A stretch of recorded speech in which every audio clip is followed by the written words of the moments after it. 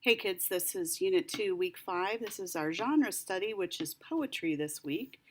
And first of all, you're going to need your Reader's Writer's Workshop book as well as your 5-subject notebook for taking some notes. So if you want to pause and get that real quick, that'd be great.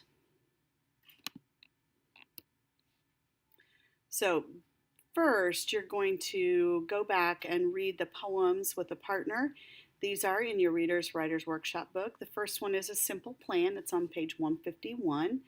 And this is not the one that I read yesterday. And then the other one is page 152 and 153, which is Rescue, which is the one that I did read with you about the oil spill. So when you get ready to get started taking this, you'll take your notes in the reading section. Just take notes over the 2 types of poetry and those literary elements. If you get stuck, these are on page 154 and 150 through 156 and on your Reader's Writer's Workshop book. And it is expected that you are taking notes on these topics and that you'll be able to participate in discussion about them during class. So if you need to pause again and prepare yourself, please do so at this time.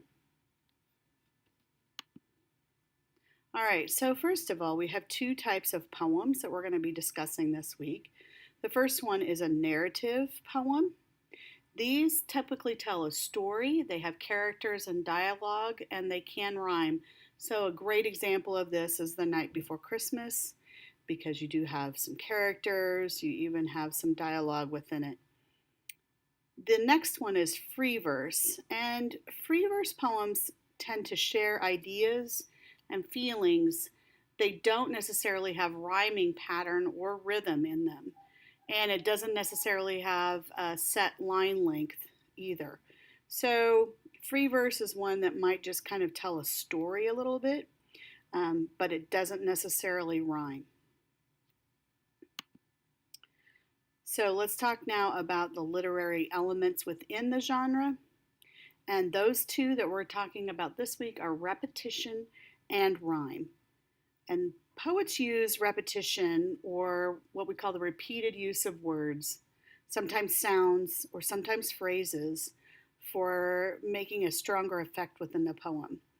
Repeating a word or phrase or sentence style helps to emphasize the meaning. Sometimes it helps to underline that theme that we've talked about. Rhyme, though, is a repetition of the same vowel sound. Okay, so you're really not rhyming the consonant sound, you're rhyming the vowel sound. That's why it tends to work. So if we look in our book here on this particular piece, if we reread the poem Rescue on pages 152 and 153, we're looking for those phrases and words that are repeated and the effect that they create. So like this, the word spill is repeated to emphasize the event of the oil spill, and that phrase as if is repeated to emphasize that the spill to come in the poem is worse than spilling syrup or salt. Okay, so at this time, finish up your notes, and this will be the end of this lesson. You may stop the video when you're ready.